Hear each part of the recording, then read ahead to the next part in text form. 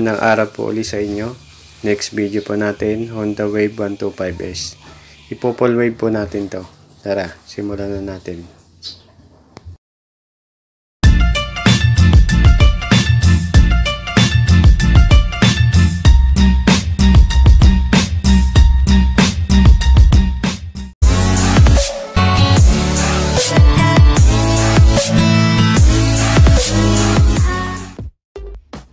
Ito na po, binaklas ko na po ang magneto cover. Kasama po dyan ang stator. Bali, hindi na po natin paghihiwalayin yan. Bali, ito yung puti. Yan yung palabas ng sa charging. Tapos ito naman yung ground. Paghihiwalayin natin yan. Tatanggalin natin yan dyan sa pagkakahinang para hindi na siya naka-body ground.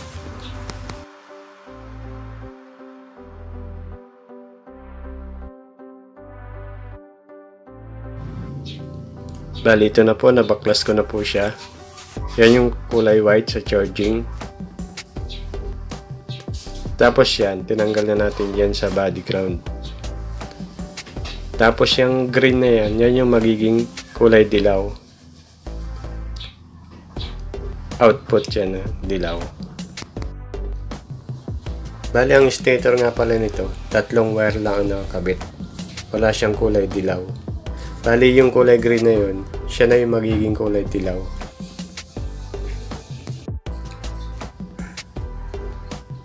Pagmasdan nyo na lang po kung paano ko ginawa yan. Basta yung kulay green, tinanggal ko sa body ground. Tapos hininang ko siya dyan. Tapos ikabit na natin tong starter gear. Yung malalaki ang ngipin dun sa loob yung banda. Tapos ilagay ang pin.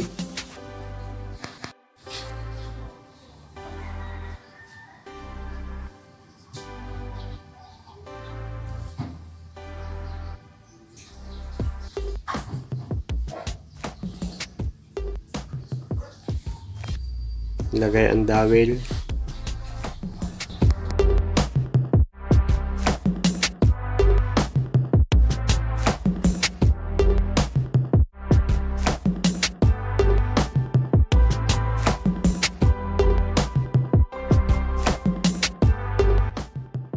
Ilagay ang bagong gasket.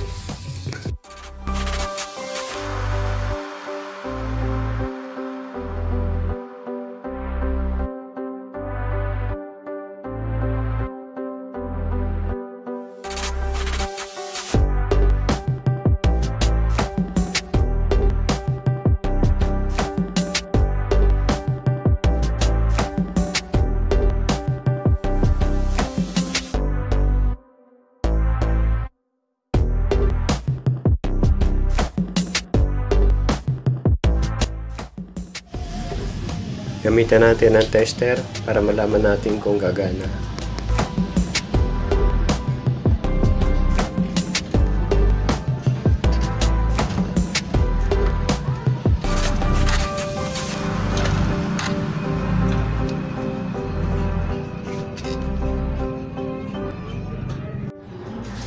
Tapos ito yung gagamitin natin, 5-wire regulator. Number C.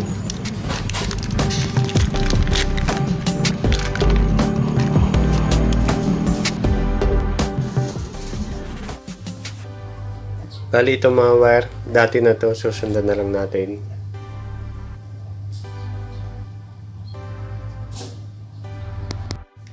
Unahin muna natin itong pula. Output yan. Palabas papuntang battery.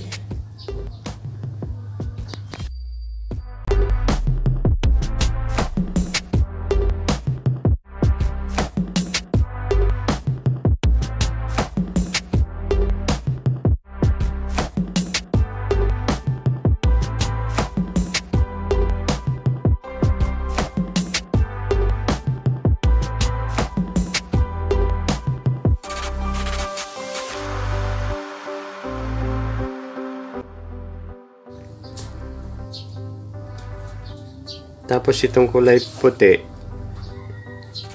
Kakabit natin yan sa kulay pink ng regulator.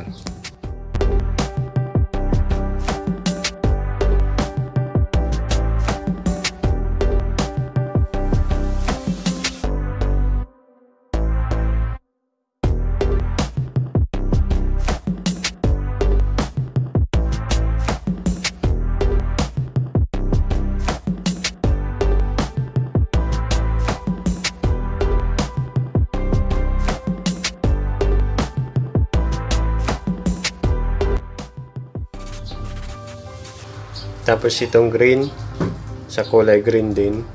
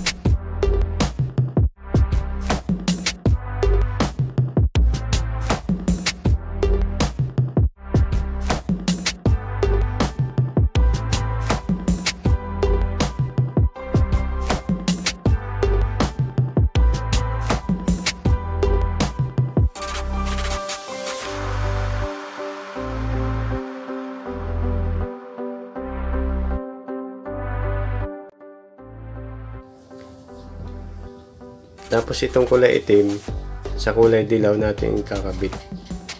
Yung itim na yan, yan yung galing sa stator.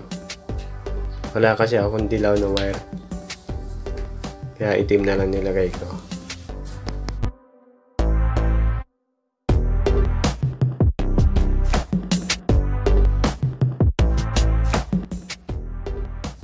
Tapos itong puti na may kulay na pula, kakabit naman natin yan sa dilaw.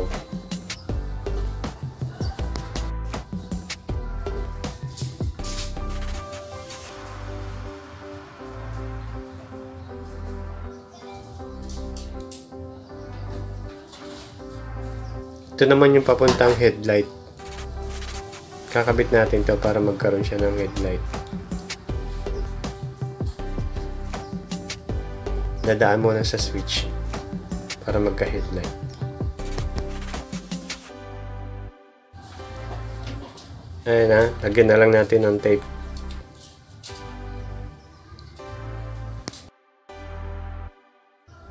Testing natin.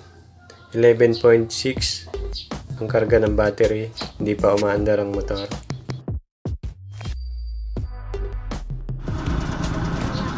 Nasa 13.6 na. Umaandar na ang motor.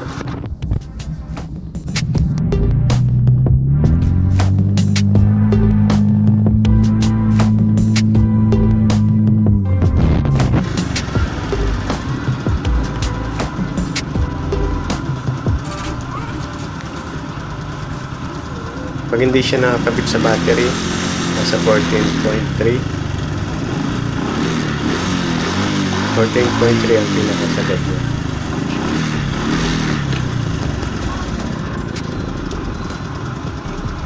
Hanggang dito na lang po ang aking video. Sana po may natutunan kayo. Maraming salamat po sa panonood. Kung nagustuhan niyo po, huwag niyo pong kalimutan mag-like, share, and subscribe.